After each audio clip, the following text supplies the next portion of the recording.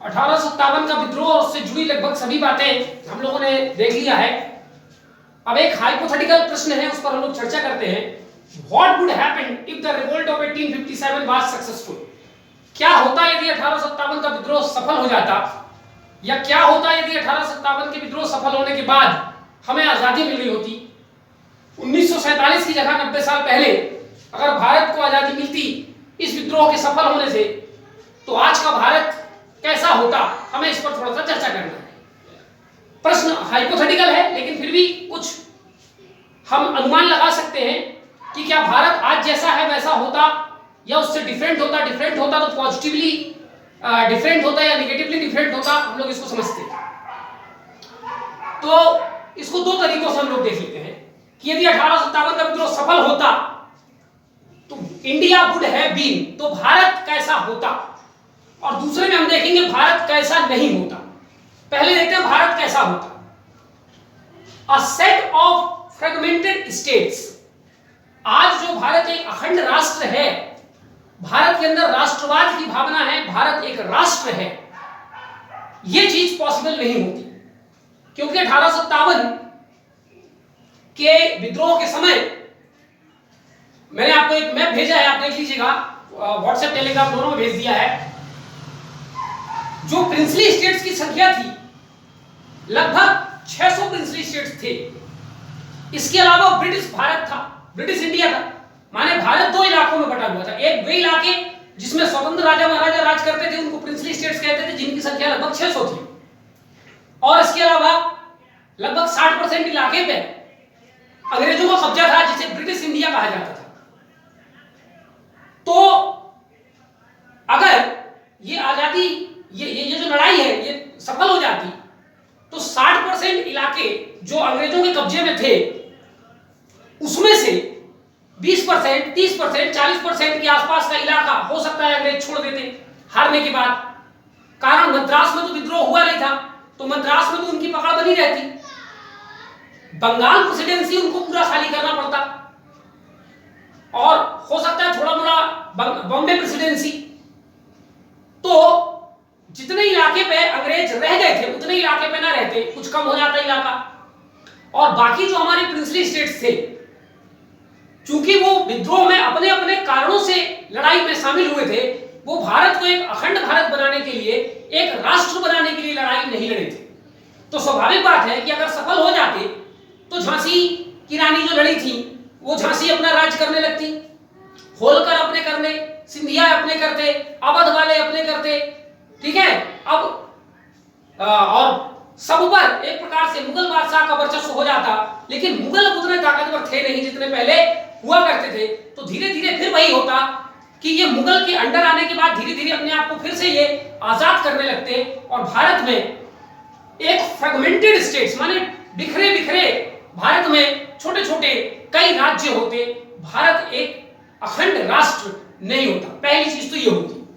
दूसरी, जो एब्सोल्यूट या कॉन्स्टिट्यूशनल मोनार्कीज होते, राजतंत्र होता, लोकतंत्र भारत में नहीं होता, राजतंत्र होते। अब वो राजतंत्र में हो सकता है कि कुछ कॉन्स्टिट्यूशनल मोनार्की हो जाते या कुछ एब्सोल्यूट मोनार्की हो जाते, और इन दोनों शब्दों का क्या मतलब है हम पहले समझ चुके हैं, ठीक है।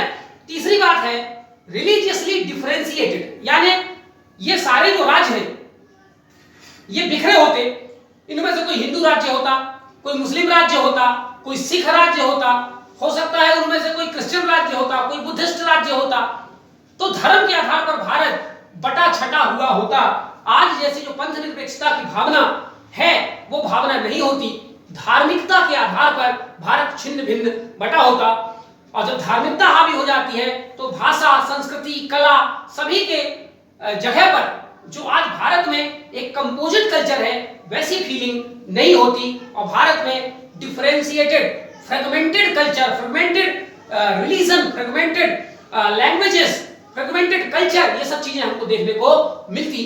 भारत एक सिंगल इकाई के रूप में नहीं होता। The British east India company reduced to holding small pieces of land like others। जैसे कि शुरू में पुर्तगाली आए, डच आए, फ्रांसीसी आए, अल्टीमेटली अंग्रेजों ने इनको हरा दिया भारत में, और ये भारत के छोटे से इलाके में सीमित होकर रह गए। उसी प्रकार अगर 1857 के विद्रोह में हम लोग जीत जाते तो जो ब्रिटिश इंडिया है उसका भी हो सकता है कोई छोटा सा इलाका भारत में रह जाता, खास करके मद्रास की तरफ साउथ इंडिया का इलाका, और बाकी इलाकों पर हमारे प्रिंसली स्टेट्स का राज हुआ। एक संभावना ये हो सकती थी। Backward with many social evils, चूंकि हमने जो विद्रोह किया था उसमें हमारे जो लीडर्स थे उनका दृष्टिकोण ही पीछे लौटने की तरफ था, यानी हम अपनी पुरानी पद्धति, पुराने सिस्टम को रिस्टोर करना चाहते थे, इसलिए ये जो विद्रोह हुआ।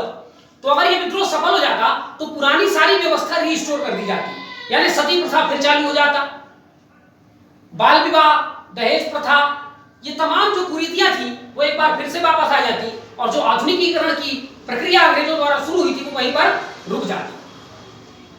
कैप्चर्ड बाय समवन एल्स, एक संभावना ये भी होती कि हो सकता है अंग्रेज पूरी तरीके से भारत को आजाद करके चले जाते, छोड़ देते हमारे भरोसे, तो क्या फ्रांसीसी और क्या खुद अंग्रेज शांत बैठते? 2, 4, 5, 10, 20 साल में वो फिर से भारत को हथियाने की कोशिश करते, क्योंकि भारत एक बहुत संपन्न कॉलोनी था और भारत को किसी भी कीमत पर अंग्रेज यानी कि ब्रिटिश सरकार छोड़ना नहीं चाहती थी, चाहे उसको इसके लिए कोई भी कीमत चुकानी पड़े। तो 2, 4, 10, 20 साल में हो सकता है अंग्रेज सरकार फिर से अपनी शक्ति एकत्रित करके भारत पर हमला करती, या भारत को फिर किसी तरीके से गुलाम बनाने की कोशिश करती। और प्रथम विश्व युद्ध के बाद तो पूरी दुनिया में अमेरिका का वर्चस्व बढ़ गया था। मान लीजिए हम प्रथम विश्व युद्ध तक अपनी स्वतंत्रता बचा भी लेते तो फिर अमेरिका ऐसे कुछ षड्यंत्र करके हमें अपने अंडर कर लेता, यानी इस बात की प्रबल संभावना थी कि हम पुनः किसी न किसी के गुलाम बन जाते। शॉर्ट लिव्ड, यानी वही जो आजादी हमें मिलती 1857 के बाद, वो शॉर्ट लिव्ड होती, उसकी आयु बहुत कम होती, ठीक है, 10, 25, मैक्सिमम 50 साल के भीतर भारत एक बार फिर से किसी न किसी दूसरी बड़ी शक्ति के डायरेक्ट या इनडायरेक्ट गुलाम बन ही जाता। जैसे एक तरीके से पाकिस्तान आज स्वतंत्र तो है लेकिन वो इनडायरेक्ट कभी अमेरिका का गुलाम रहा है या चीन का गुलाम है, तो इस प्रकार से भारत कभी भी एक संप्रभु, सॉवरेन और इंडिपेंडेंट राष्ट्र नहीं बन पाता। उसकी जो आजादी है वो शॉर्ट लिव्ड होती, डिपेंडेंट होती, किसी न किसी पे हम निर्भर होते। इवन जब हम 1947 में आजाद हुए हैं तब तो हम कितने ज्यादा खुद ब्रिटेन के डिपेंडेंट थे, क्योंकि उस समय भारत में आधुनिकीकरण नहीं हुआ था, आधुनिक उद्योग नहीं लगे थे, गरीबी बहुत अधिक थी, कृषि की हालत बहुत खराब थी, तो किसी न किसी पे हमें डिपेंड तो होना ही पड़ता। और ये डिपेंडेंसी का मतलब है आने वाले भविष्य में कभी ना कभी हम अपनी जो आजादी है उसको खो देते, ठीक है। उसी प्रकार हमने देखा कि 1947 में जब भारत आजाद हुआ उस समय लगभग 565 प्रिंसली स्टेट्स थे, उनमें से ज्यादा प्रिंसली स्टेट्स खुद अपने आप में आजाद रहना चाहते थे, वो एक अखंड भारत का हिस्सा नहीं बनना चाहते थे। तो अगर ये विद्रोह सफल हो भी जाता तो वो प्रिंसली स्टेट्स जिन्होंने लड़ाई लड़ी थी और मान लो हम जीत जाते, तो क्या उसके बाद उनमें से किसी के अंदर एक अखंड भारत को एक राष्ट्र के रूप में बनाने की भावना होती? कदापि नहीं होती। वो अपनी इंडिपेंडेंट तरीके से रह करके काम करते, उनको कभी ये भावना उनके अंदर नहीं थी, उनको अपने अपने राज का पड़ा हुआ था, ठीक है। तो ये होता। इसके अलावा जिन लोगों ने अंग्रेज का साथ दिया आज वो बड़े संपन्न हैं, आज उनको बड़े मान सम्मान की दृष्टि से देखा जाता है, आज वो राजनीति में सक्रिय हैं, भारत में वो आर्थिक क्षेत्र में सक्रिय हैं, और जिन्होंने इस विद्रोह में अपना बलिदान दिया उनको अंग्रेजों ने गद्दार घोषित किया, उनको फांसी की सजा दे दी गई और उनकी हालत पीढ़ियों से आज दयनीय स्थिति बनी हुई है। तो अगर ये विद्रोह हम जीत जाते तो जिन्होंने अंग्रेजों का साथ दिया था स्वाभाविक बात है उनके साथ कुछ गलत होता, और जिन्होंने विद्रोहियों का साथ दिया था उनके साथ कुछ ज्यादा अच्छा होता। तो ये कुछ समीकरण होते अगर 1857 का विद्रोह सफल हो गया होता। तो अगर विद्रोह सफल हो गया होता तो भारत में क्या नहीं होता, क्या होता वो मैं बता दिया। अब क्या नहीं होता, India would not have been, Bharat में नहीं होता या भारत वैसा नहीं होता अगर विद्रोह सफल हो। डेमोक्रेटिक, भारत एक लोकतांत्रिक देश नहीं होता, स्वाभाविक बात है, ठीक है, क्योंकि ज्यादातर जो राजा महाराजे थे वो अपनी राजशाही को बनाए रखना चाहते थे, ठीक है, उससे वो आजाद होना नहीं चाहते थे। भारत एक सेकुलर राष्ट्र नहीं होता, हम धर्म के आधार पर, जाति के आधार पर बटे हुए होते। भारत आज जिस आधुनिकता की दौर से गुजर रहा है वो आधुनिकता उसी समय रुक गई होती। आधुनिक शिक्षा जो अंग्रेजी शिक्षा है, ज्ञान विज्ञान की शिक्षा है, साइंस एंड टेक्नोलॉजी है, इंजीनियरिंग है, आर्किटेक्चर है, इस प्रकार की जो आधुनिक गणित है, इन तमाम शिक्षा पद्धति से और इसी शिक्षा पद्धति से निकलने वाले जो तमाम आधुनिकीकरण है, भारत में पुलिस सुधार हुआ, भारत में नई न्यायिक व्यवस्था आई, भारत में इंडियन सिविल सर्विस आया, जो आज भी भारत की स्टील पिलर कहलाए जाते हैं, ठीक है। तो ये तमाम आधुनिकीकरण की प्रक्रिया जो भारत में आई, मजबूत गुप्तचर व्यवस्था, ये सब अंग्रेजों की देन है। रूल ऑफ लॉ, संविधान, पार्लियामेंट्री डेमोक्रेसी, ये तमाम चीजें जो भारत में आज आधुनिक माने जाते हैं, वो नहीं होता, क्योंकि वो कहीं ना कहीं ब्रिटेन की ही देन भारत में है।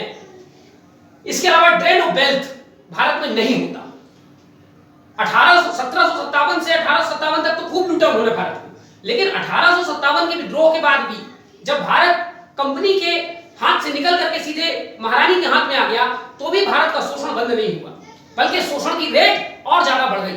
तो भारत से जो संपदा, भारत का जो धन संसाधन, उसके रिसोर्सेस यहां से लूट के ब्रिटेन ले जाते थे, वो नहीं होता। 1857 के बाद वो रुक जाता और भारत की धन संपदा भारत में ही रह जाती। कम्युनलिज्म, 1857 के विद्रोह के पहले तक भारत में हिंदू, मुस्लिम, सिख, ईसाई सभी के बीच में धार्मिक एकता थी। कुछ थोड़ी मोड़ी टसल थे क्रिश्चियन, इस्लाम और सिखिज्म को लेकर, क्योंकि वो दोनों एक दूसरे को काफी युद्ध भी लड़े थे और दोनों ने एक दूसरे को काफी नुकसान पहुंचाया था। लेकिन हिंदू मुसलमान के संदर्भ में देखा जाए तो बहुत ज्यादा कटुता नहीं थी और धार्मिक भेदभाव की नीति नहीं थी, सब लोग मिलजुल के रहते थे। यहां तक कि 1857 के विद्रोह में हमने देखा कि हिंदू मुस्लिम लोग मिलकर के लड़े, लेकिन इस विद्रोह के बाद अंग्रेजों ने अपनी दोगली चाल शुरू कर दी और हिंदुओं को मुसलमानों और मुसलमानों को हिंदुओं के खिलाफ भड़काना शुरू किया। और इस प्रकार से देखा जाए तो भारत में जो संप्रदायवाद, कम्युनलिज्म की जो फीलिंग है, अपने धर्म को लेकर के ऊंच नीच की जो भावना है, वो अंग्रेजों की देन है। तो अगर 1857 का विद्रोह सफल हो जाता तो शायद आज जो कट्टर भावना हिंदू मुसलमानों के बीच में है, वो भावना नहीं होती। करप्शन को भी बढ़ाने का बहुत बड़ा काम ब्रिटिश सरकार ने किया है और करप्शन के नए नए तरीके, कैसे कैसे भ्रष्टाचार किया जाता है, वो तमाम तरीकों को हमारे लोगों को जबरदस्ती पैसे दे करके, डरा करके, धमका करके भ्रष्ट होने के लिए बाध्य किया गया। तो भ्रष्टाचार धीरे धीरे भारत में पैर पसारने लगी और फिर आज भ्रष्टाचार के अनेकों रूप, कोई सोच भी नहीं सकता कि किस किस तरीके से भ्रष्टाचार कर सकते हैं, वो तमाम तरीके आज यहां पर मिलने शुरू हो गए। जैसे मिलावट, वो लोग गेहूं से जब बनाते थे आटा, तो उसमें वो हड्डी का चूरन मिला के देते थे।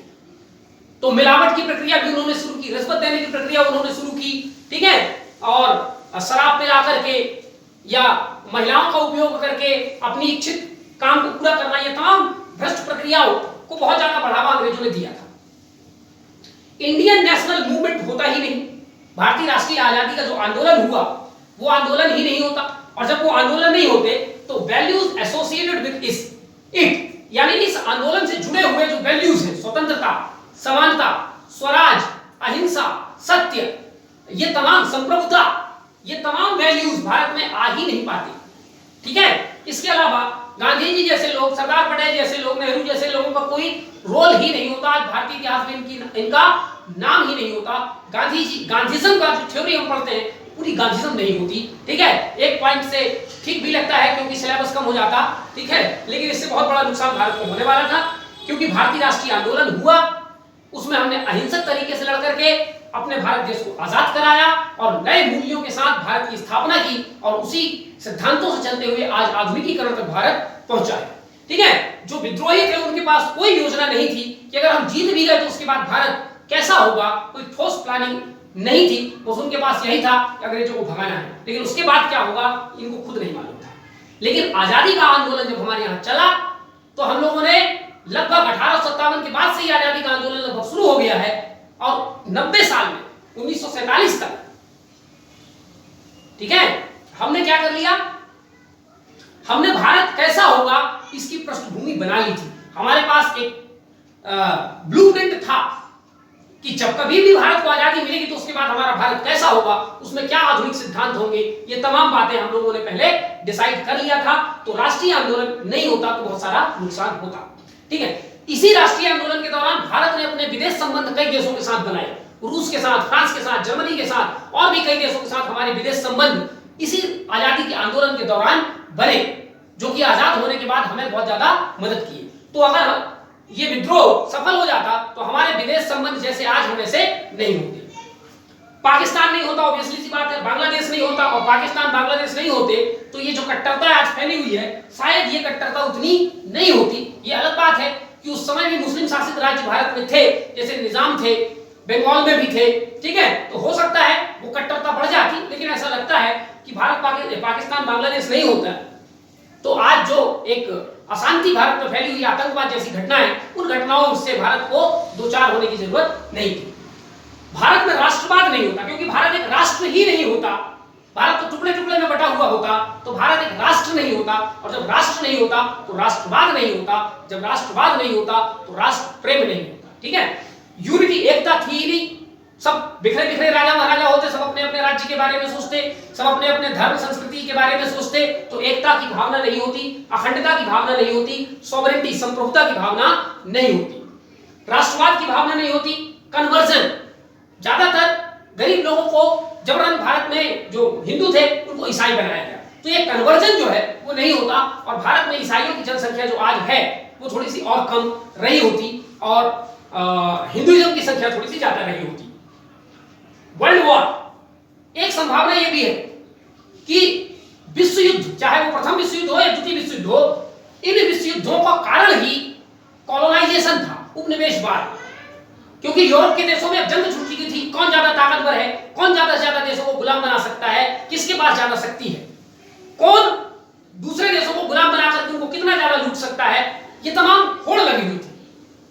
तो अगर 1857 में हो सकता है कि ब्रिटेन भारत से चला जाता, तो पूरी दुनिया को एक प्रकार से सीख मिलती कि 1857 में जब भारत ने अंग्रेजों को हरा करके भगा दिया, तो जहां कहीं भी इन्होंने गुलाम और भी देशों को बना रखा था, वहां भी आजादी के आंदोलन तेज हो जाते, और धीरे धीरे पूरी दुनिया में गुलाम बनाने की प्रक्रिया खत्म हो जाती, और शायद प्रथम विश्व युद्ध नहीं होता, द्वितीय विश्व युद्ध भी नहीं होता।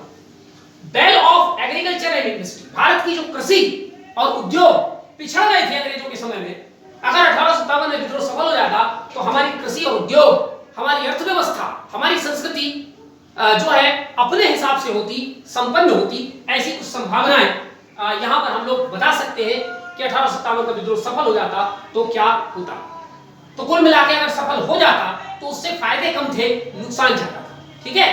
तो कहते हैं जो होता है अच्छे के लिए होता है, ठीक है। एक स्टेटमेंट है अंग्रेजों की नीतियों को लेकर के, शशि थरूर का एक स्टेटमेंट है, उसको समझ लेते हैं क्या है।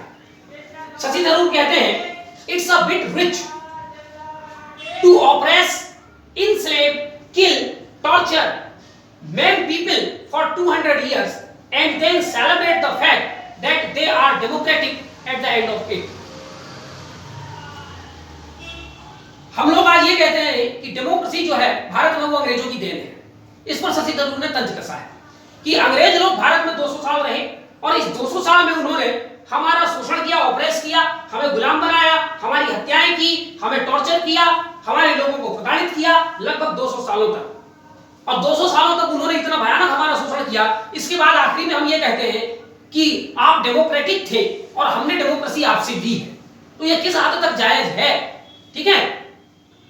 वी वर डिनाइड डेमोक्रेसी, अगर आप डेमोक्रेटिक थे तो आपने हमें डेमोक्रेसी से वंचित क्यों रखा? क्योंकि डेमोक्रेसी का मतलब शोषण करना, हत्या करना, छोटी छोटी बात पर हमें अधिकार नहीं देना, ये तमाम चीजें तो डेमोक्रेसी का मतलब नहीं है। डेमोक्रेसी का मतलब है लिबर्टी, इक्वालिटी, जनता का शासन, जनता की मर्जी के बिना शासन नहीं होना चाहिए। तो अगर ब्रिटेन डेमोक्रेटिक था तो उसने हमें डेमोक्रेसी से वंचित क्यों रखा? So we had to snatch it, seize it from you. तो आपने हमें डेमोक्रेसी नहीं दी, आपने हमें डेमोक्रेसी से वंचित रखा, इसलिए हमने आपसे डेमोक्रेसी छीन ली, हमने आपसे सत्ता छीन ली। यह है शशि थरूर का स्टेटमेंट, जिनके कहने का ओवरऑल मतलब यह है कि भले ही वो कितना बड़ा डेमोक्रेटिक रहा हो ब्रिटेन अपने आप में, लेकिन भारत के लिए वो कदापि डेमोक्रेटिक नहीं था, ठीक है। अब मंगल पांडे के दो स्टेटमेंट हैं, रिवोल्ट ऑफ 1857 से लेकर के, क्वाइट रिलेटेड टू रिवोल्ट और बाय मंगल पांडे ने दिए। Till today you have seen our loyalty, now you will see our anger. विद्रोह के समय मंगल पांडे ने अंग्रेजों से कहा था कि आज तक आपने हमारी वफादारी देखी है, अब हमारा क्रोध देखो, और उसके बाद विद्रोह हुआ। The gun is a very unfaithful lover, any time it can change its direction. ये जो बंदूक होती है ये एक बेवफा प्रेमिका की तरह होती है, ऐसा मंगल पांडे कह रहे हैं, ठीक है। ये कभी भी अपना डायरेक्शन किसी की भी तरफ कर सकती है, माने इससे सावधान रहने की जरूरत है, इस पर भरोसा करने की जरूरत नहीं है। लेकिन अंग्रेज लोग इसी के भरोसे पर भारत को अपना गुलाम बना रहे थे और आगे भी वो इसी की बल पर काम करने का सोचते थे। ठीक है, चलिए, तो यहां तक 1857 का विद्रोह पूरी तरीके से खत्म हो जाता है। अब हम वापस आते हैं और अब हम पढ़ेंगे भारत के वायसरॉय। ठीक है, तो भारत का जो गवर्नर जनरल था इसके पहले उसको वायसरॉय बना दिया गया। तो ऐसे पहले वायसरॉय थे भारत में लॉर्ड कैनिंग 1856 से 1862। ठीक है, तो भारत के गवर्नर जनरल को भारत का वायसरॉय कब से कहना शुरू किया गया? 1858 का एक्ट आया था भारत में, 1 नवंबर 1858 के बाद गवर्नर जनरल ऑफ इंडिया का नाम बदल करके वायसराय ऑफ इंडिया कर दिया गया। तो 1856 से 1 नवंबर 1958 तक लॉर्ड कैनिंग भारत के गवर्नर जनरल भी थे और 1 नवंबर 1858 के बाद वो भारत के वायसराय भी थे 1862 तक। ठीक है, तो last governor general of India and first viceroy of India Lord Canning. ठीक है, इसके समय में कौन कौन सी घटनाएं घटी हम लोग देख लेते हैं। Establishment of 3 universities in 1857। 3 university बनाने का प्रोग्राम लॉर्ड डलहौजी कर रहे थे, लेकिन उनकी स्थापना हुई है लॉर्ड कैनिंग के समय 3 जगह पर, बॉम्बे, बंगाल और मद्रास। इन 3 जगहों पर 3 यूनिवर्सिटीज एस्टैब्लिश किए गए थे चार्ल्स वुड के डिस्पैच के शर्तों को पूरा करने के लिए। ठीक है, इसी के समय में रिवोल्ट ऑफ 1857 हुआ। ठीक है, इलाहाबाद दरबार या इलाहाबाद प्रोक्लेमेशन। 1857 के विद्रोह के बाद महारानी ने, ब्रिटेन की महारानी विक्टोरिया ने भारत की जनता और भारत के राजा महाराजाओं के लिए एक संदेश भेजा था। उसी संदेश को पढ़ने के लिए इलाहाबाद दरबार लगाया गया था, जिसमें जो कुछ पढ़ा गया उसे इलाहाबाद का घोषणा कहते हैं। अब इलाहाबाद के दरबार में क्या पढ़ा गया वो आखिरी में मैं लिख दिया हूं, यहां मैं आगे आपको पढ़ के बताऊंगा। ठीक है, तो यहां पर कुल मिला के समझना है कि इलाहाबाद के दरबार में जो ब्रिटेन की महारानी ने उसका संदेश पढ़ा था वायसराय लॉर्ड कैनिंग ने। वायसराय शब्द का मतलब होता है प्रतिनिधि, रिप्रेजेंटेटिव ऑफ क्वीन और रिप्रेजेंटेटिव ऑफ किंग या क्राउन कह सकते हैं। ठीक है, ठीक। अगली बात है गवर्नमेंट ऑफ इंडिया एक्ट 1858 पास हुआ था लॉर्ड कैनिंग के समय में। ये सारे एक्ट हम लोग आगे देखेंगे डिटेल से।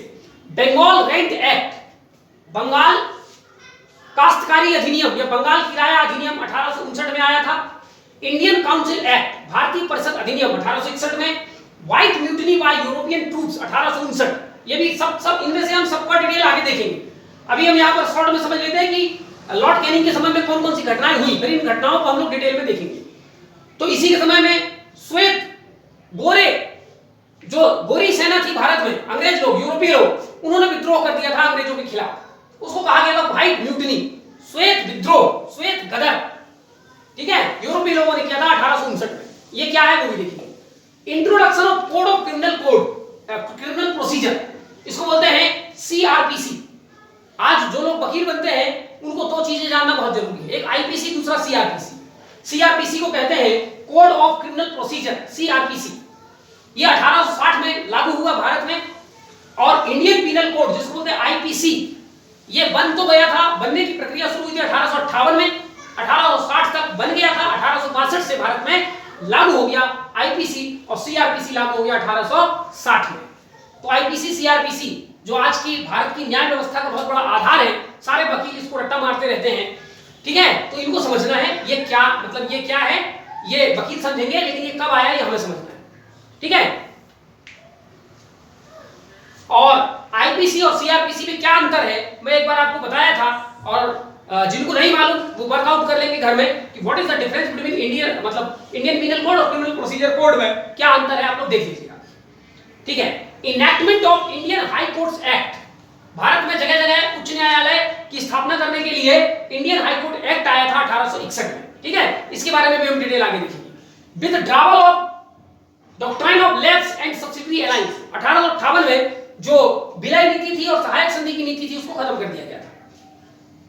Passed Hindu widows remarriage act 1856 में हिंदू विधवा पुनर्विवाह अधिनियम 1856 में पास किया था लॉर्ड कैनिंग ने, लेकिन ये बन गया था लॉर्ड डलहौजी के समय में। ठीक है, तो दोनों अंतर आपको ध्यान रखना कि बना किसके समय में था और पास और लागू किसके समय में हुआ। तो बना था लॉर्ड डलहौजी के समय में, पास हुआ था कैनिंग के समय में और लागू भी हुआ था कैनिंग के समय में। पीपल ऑफ इंडिया एक किताब है जिसको लॉर्ड कैनिंग ने लिखा है। Introduction of income tax on experimental basis, Bharat में पहली बार इनकम टैक्स का जो लगना है, इनकम टैक्स एक कर है, ठीक है, उसको लगाया गया था एक एक्सपेरिमेंटल बेसिस पर लॉर्ड कैनिंग के समय में। इंडियन सिविल सर्विस एक्ट 1861 में आया था, इंडियन सिविल सर्विस एक्ट, जिसके माध्यम से भारतीयों को भी अब सिविल सेवा में बैठने की इजाजत मिल गई थी। Due to his mild policies he was called clemency Canning. Mild माने इसने भारत में बड़ा दयालुता पूर्वक नियम कानून बनाए, कोई शोषण वगैरह नहीं किया इसने, इसलिए इसको बड़ा उदार कैनिंग कहते हैं, क्लेमेंसी कैनिंग, ठीक है।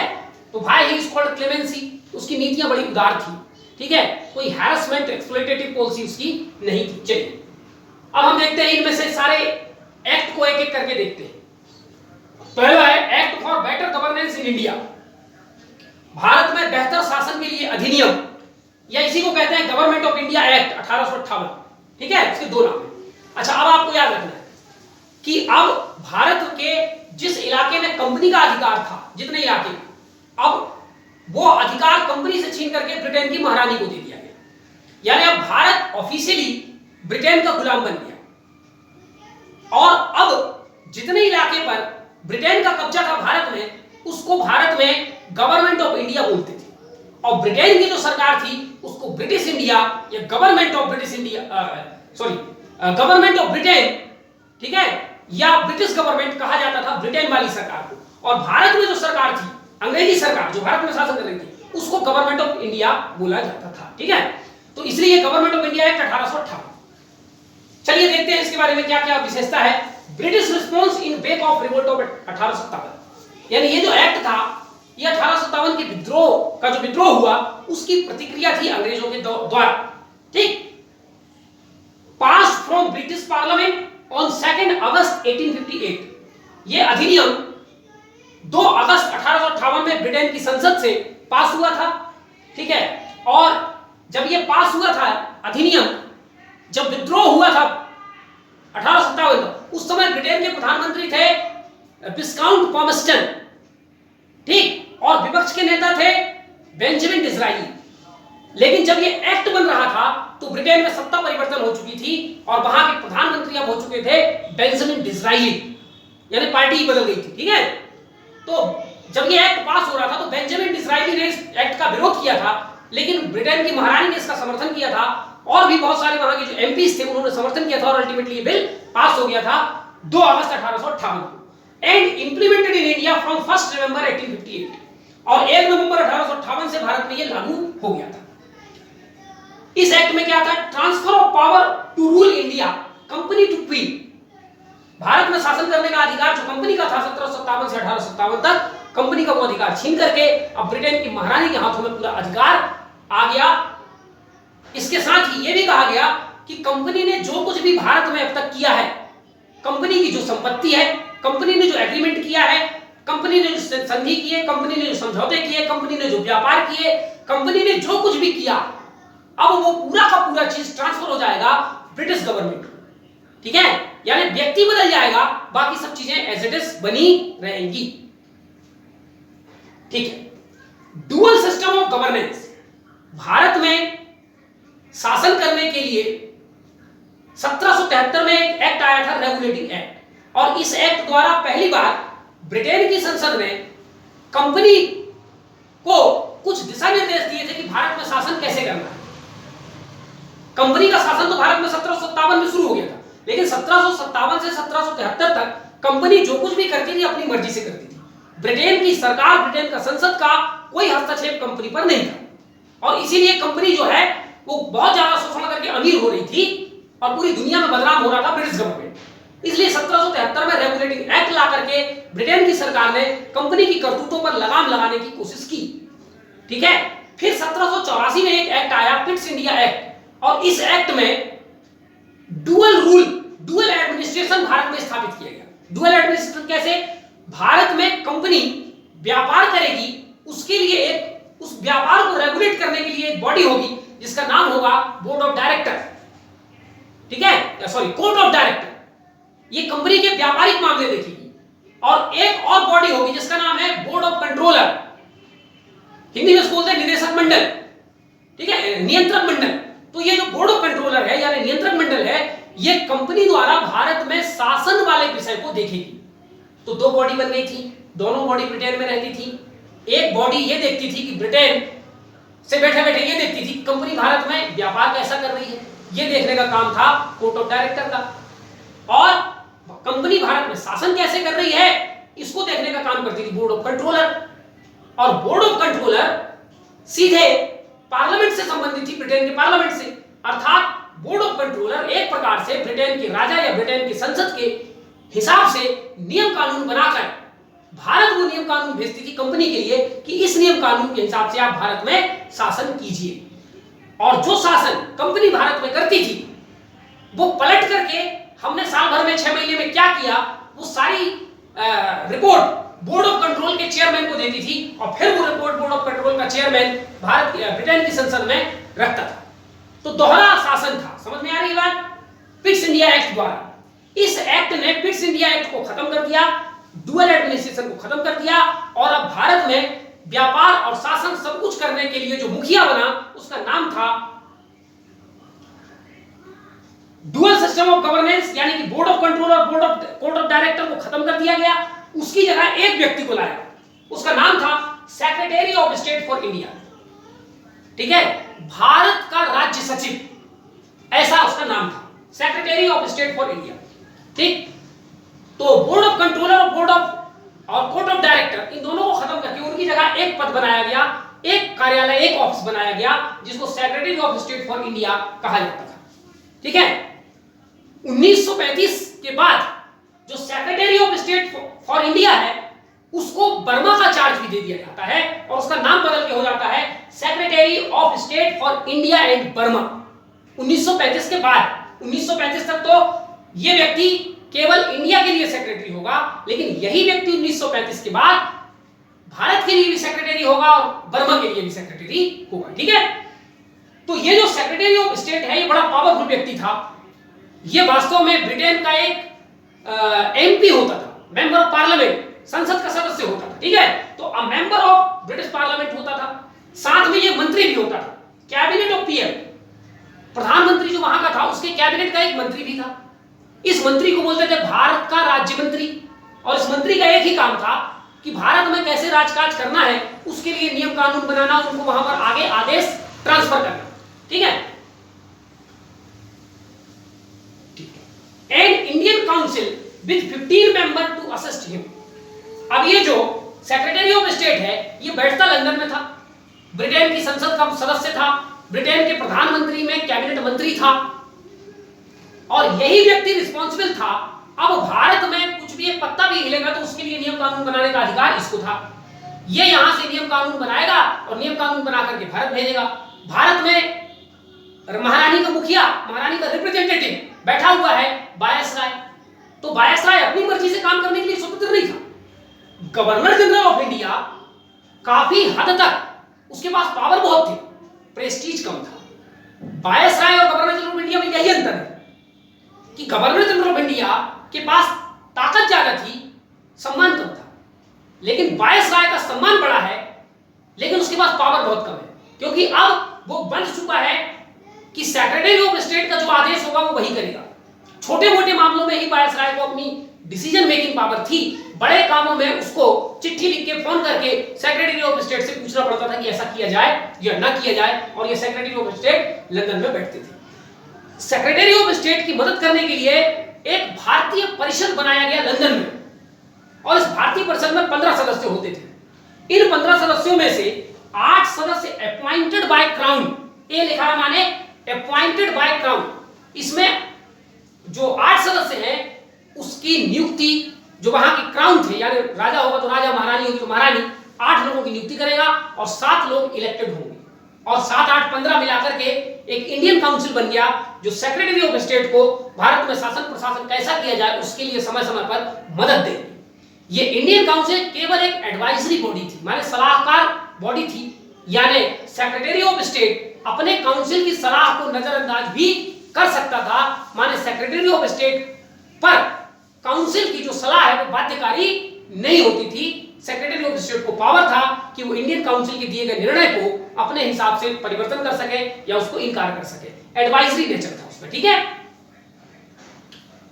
ठीक है। इस प्रकार से जो सेक्रेटरी ऑफ स्टेट था, अ bridge between crown and viceroy of India. इस प्रकार से सेक्रेटरी ऑफ स्टेट का काम क्या था, एक तरफ भारत में शासन करने के लिए हमने वायसराय को बिठा दिया और एक तरफ भारत में शासन करने की जो सर्वोच्च सत्ता थी वो थी ब्रिटिश क्राउन, और बीच में था इसके सेक्रेटरी ऑफ स्टेट। तो सेक्रेटरी ऑफ स्टेट का काम था भारत में क्या हो रहा है उसकी सूचना वायसराय से लेना और फिर वो सूचना संसद के माध्यम से महारानी को दे देना। उसी प्रकार महारानी क्या चाहती है भारत में, वो संसद के माध्यम से सेक्रेटरी ऑफ स्टेट को पता चल जाएगा और फिर सेक्रेटरी ऑफ स्टेट उस सूचना को आगे वायसराय ऑफ इंडिया को ट्रांसफर कर देगा और फिर वायसराय ऑफ इंडिया जो है वो अपने हिसाब से भारत में उसका नियम कानून को लागू करेगा। तो सेक्रेटरी ऑफ स्टेट एक ब्रिज बन गया था बिटवीन इंडिया एंड ब्रिटेन। ठीक है,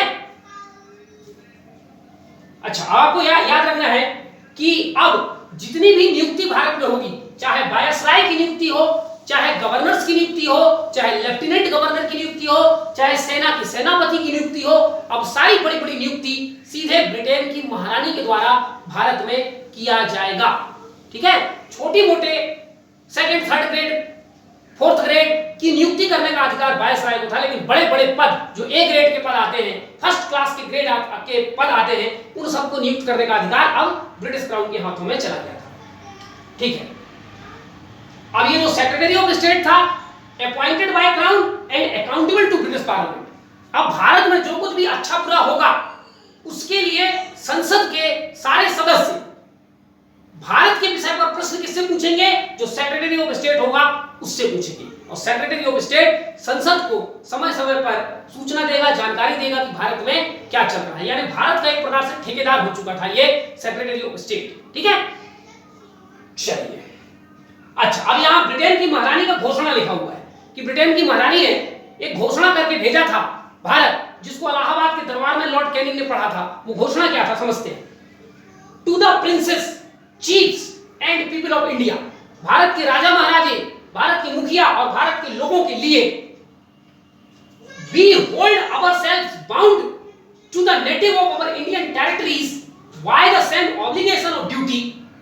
हम भारत के लोगों के प्रति अपने कर्तव्यों को लेकर उसी तरीके से बाध्यकारी हैं जिस प्रकार से ब्रिटेन के अंदर हम अपनी प्रजा की भलाई करने के लिए बाध्यकारी हैं। अर्थात आज के बाद भारत की जनता, भारत के नागरिक ब्रिटेन की जनता, ब्रिटेन के नागरिक कहलाएंगे और अब हम ब्रिटेन के लोगों में और भारत के लोगों में कोई अंतर नहीं करेंगे। जो अधिकार, जो स्वतंत्रता, जो समानता, जो प्रिविलेजेस हम ब्रिटेन के लोगों को अपनी प्रजा को देते हैं, वही सारे स्वतंत्रता, अधिकार और प्रिविलेजेस अब हम भारत के लोगों को भी देंगे। अतः आज के बाद भारत की जनता महारानी की जनता है, आपको घबराने की जरूरत नहीं है। इस प्रकार का घोषणा क्वीन विक्टोरिया ने लिख के भेजा था, जिसको लॉर्ड कैनिंग ने पढ़ा था। इससे यह जाहिर होता था कि कंपनी शोषणकारी थी, कंपनी का राज भारत में खत्म हो गया और अब महारानी जो कि बड़ी दयालु है उसका राज भारत में स्थापित हो गया, और इस प्रकार से भारत के लोगों के अंदर जो गुस्सा था, जो शोषण के प्रति असंतुष्टि थी, उसको ये पानी डाल करके ठंडा कर दिया गया। लेकिन ये जो घोषणा है इसकी कभी पूर्ति नहीं की गई। हमेशा भारतीयों को पराया माना गया, उसको कभी ब्रिटिश नागरिक जैसा बर्ताव और व्यवहार नहीं किया गया। ठीक है, तो अंग्रेजों की यही सबसे बड़ी बात थी कि वो दोगले नंबर 1 थे। उन्होंने अपने वचन को कभी पूरा नहीं किया, वो जो वचन को पूरा कर दे वो अंग्रेज ही नहीं। ठीक है, यहां तक कि 1857 का जब विद्रोह हुआ था तो मैंने आपको एक घटना पढ़ाया था, कानपुर की घटना। ठीक है, या जिसको बीबी घर की हत्याकांड कहते हैं, उसमें तो कार्ल मार्क्स समेत कई ऐसे विद्वान हैं जो ये कहते हैं कि अंग्रेजों ने अपनी महिलाओं और बच्चों को खुद मरवाया था ताकि वो पूरी दुनिया में सिंपैथी पा सके कि देखो ये भारत के विद्रोही कितने खूंखार हैं, इन्होंने हमारी महिलाओं और बच्चों को तक नहीं छोड़ा, उनका रेप किया, उनकी हत्या कर दी। ठीक है, ताकि उनको पूरी दुनिया से सिंपैथी मिल सके। ऐसा उन्होंने जानबूझ करके किया था, ऐसा कार्ल मार्क्स का कथन है। और भी कई विद्वानों ने इस बात को कहा है, उनमें से कई एक ब्रिटेन के खुद विद्वान इसमें शामिल हैं। तो कहने का मतलब यह है कि अंग्रेज कभी भी अपने वचनों के प्रति जो है भरोसेमंद नहीं होते। ठीक है, an ICS to be created under secretary of state, जो secretary of state for India बनाया गया था उसके अंडर उसको यह अधिकार दिया गया था कि वो भारत के लिए इंडियन सिविल सर्विस की नियुक्ति परीक्षा करवा करके करे। यानी जो सेक्रेटरी ऑफ स्टेट था वो आईसीएस का भी हेड होता था। ठीक है, आज के जो उस समय का जो आईसीएस है उसको आईएएस कहते हैं, और आज आईएएस का मुखिया कौन है? Cabinet secretary.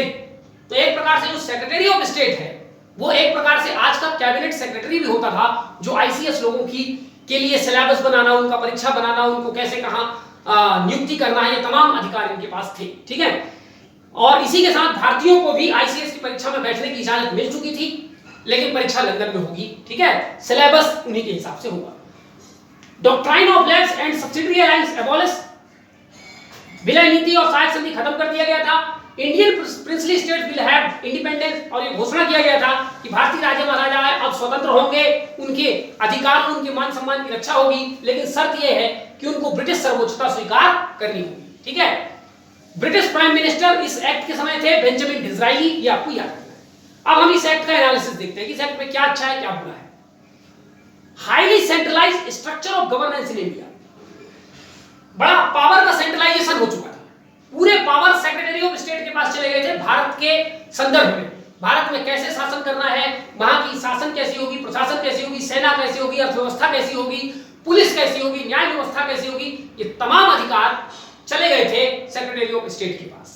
ठीक है, अल्टीमेट पावर था ब्रिटिश क्राउन के पास। ब्रिटिश क्राउन की ओर से यह काम करता था सेक्रेटरी ऑफ स्टेट, लेकिन ये दोनों बैठते थे लंदन में। उसको प्रैक्टिकल रूप देने के लिए भारत में बैठता था वायसराय ऑफ इंडिया। ठीक है, लेकिन असल पावर सेक्रेटरी ऑफ स्टेट के पास हुआ करती थी। तो काफी सेंट्रलाइज सिस्टम भारत में प्रशासन के लिए यहां लाया गया था इस एक्ट के द्वारा। दूसरी बात यह है कि इस एक्ट में जितने कुछ भी सुधार वाली चीजें आपको दिखाई दे रही हैं कि हम भारत की जनता को अपना मानेंगे, अब हम भारतीय राजा महाराजाओं को स्वतंत्र रखेंगे, उनके मामलों में हस्तक्षेप नहीं करेंगे, अब हम शोषण नहीं करेंगे, अब हम किसी दूसरे राज्य को लूटेंगे नहीं, ये तमाम जो बातें और भरोसा इस एक्ट के द्वारा दिलाया गया था वो सब कोरे बकवास थे, फॉर्मल थे, औपचारिक थे। ठीक है, सब्सटेंशियल माने वास्तव में पूरा किया जाएगा ऐसा नहीं था। ठीक है, तो ये आपको ध्यान रखना है कि ये फॉर्मल थे, सब्सटेंटिव नहीं, माने औपचारिक थे, वास्तव में उनका इरादा ऐसा कुछ करने का था नहीं। वो केवल दुनिया को और भारत के लोगों को ये दिखाना चाहते हैं कि जिन्होंने आपका शोषण किया उसका राज हमने खत्म कर दिया और अब हम आ गए हैं और हम इतने बड़े बड़े बातें कर रहे हैं, अब आपको घबराने की कोई जरूरत नहीं है। इससे ब्रिटेन में पूरी दुनिया की इज्जत बढ़ी, लोगों ने कहा वाह कितने बढ़िया ब्रिटेन के राजा महाराजा रानी वगैरह कितने अच्छे हैं, भारत में कितना अच्छा काम कर रहे हैं, ये सब दिखाने के लिए एक्ट लाया गया था। ठीक है, तो फॉर्मल चेंजेस नॉट सब्सटेंशियल। एक किसी विद्वान का कथन है, a decent burial to an already dead horse, माने एक ऑलरेडी मरे मराए घोड़े को मान सम्मान के साथ दफनाने जैसा कार्य अंग्रेजों ने किया। ठीक है, मरे हुए घोड़े को, ऑलरेडी जिस घोड़े को मार चुकी थी, अर्थात वो भारत जिसे ऑलरेडी 100 साल में कंपनी लूट चुकी थी, अब उस मरे मराए भारत को के लिए कितने भी अच्छे वादे आप कर दो वो सब बेकार है। ठीक है, तो ऐसा ही था। Indians were allowed for ICS. ठीक है, एक महत्व यह है इसका, इस एक्ट का, कि भारतीयों को इंडियन सिविल सर्विस में बैठने की इजाजत मिल गई थी। ठीक है, इंडिपेंडेंस ऑफ प्रिंसली स्टेट, ये भी बात कहा गया था कि प्रिंसली स्टेट्स की डिग्निटी, उनका मान सम्मान, उनका अधिकार, उनकी स्वतंत्रता अब जो है बची रहेगी और आगे अब ब्रिटिश सरकार किसी भारतीय रियासत को अपने कब्जे पर नहीं लेगी। ठीक है, नेचर ऑफ रूल रिमेन्स है। तो 1800 एक्ट का जो 1858 का जो एक्ट था वो एक दिखावा था। भले कंपनी का शासन बदल गया हो, लेकिन शासन तो अभी भी गोरे लोग कर रहे थे भारत पर। तो जो शासन करने का जो नेचर था, प्रकृति थी लूटपाट करने की, भारत के लोगों को पराया समझने की, शोषण करने की, वो सब अभी भी बदला नहीं। 1858 का में जितने भी अच्छे प्रावधान थे वो केवल किताबी बनकर के रह गए, सैद्धांतिक रूप से बनकर के रह गए, प्रैक्टिकली इन सिद्धांतों का पालन कभी नहीं। ठीक है, तो ये था 1857 का एक्ट, उसका एनालिसिस। अब हम देखते हैं लॉर्ड कैनिंग के समय में और जो भी काम हुए। बंगाल रेंट एक्ट आया 1859। ये एक्ट इसलिए लाया गया था क्योंकि बंगाल में परमानेंट सेटलमेंट सिस्टम चल रहा था 1793 में, आपको याद है, और जो वहां के जमींदार थे उनको असीमित शक्ति दी गई थी। जमींदार अपने इलाके के संपूर्ण खेत का मालिक होता था, वो मनमाना कर लगाता था, कर वसूलता था। कोई व्यक्ति कर नहीं दे रहा है तो उसको जमीन से बेदखल कर देना, उसकी गाय बकरी ले आना, ये तमाम अधिकार जो है जमींदार के पास थी। इस एक्ट के द्वारा, जिसको बंगाल रेंट एक्ट कहा जाता है, 1793 के बाद पहली बार जमींदारों के लिए कुछ लिमिटेशंस तय की गई कि जमींदार ये नहीं कर सकता, जमींदार ये कर सकता है। ऐसा इस एक्ट द्वारा किया गया।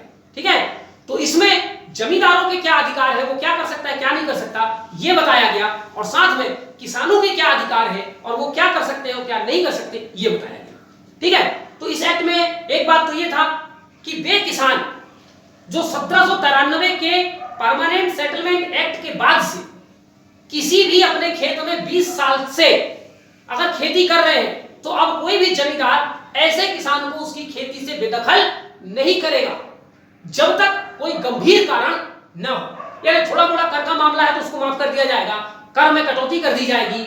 लेकिन अगर कोई व्यक्ति बराबर कर दे रहा है, आपके नियम कानून का बराबर पालन कर रहा है, 20 साल से उसी खेत में काम कर रहा है, तो उसको आर्बिट्री रूप से उसकी खेत से, उसकी जमीन से वंचित नहीं किया जा सकता। एक बात तो ये थी। तो किसानों को एक अधिकार ये मिल गया कि अगर हम 20 साल से ठीक ठाक खेती कर रहे हैं और सरकार को कर भी दे रहे हैं, तो अब ये डर खत्म हो गया कि अब जमींदार हमें कभी भी बदला लेने के लिए या कोई ऐसा मिल जाए जो बोलेगा भैया उस खेत में तुम्हें कितना कर आता है, मैं उससे ज्यादा दूंगा, तो पता चला तुम्हें उस खेत से निकाल दिए, तो ये खत्म हो गया। ठीक है, ryot rights to sublet his land. इसके अलावा किसानों को एक अधिकार ये भी मिल गया कि वो अपने खेत का एक हिस्सा चाहे तो किसी दूसरे को किराए पर, किसी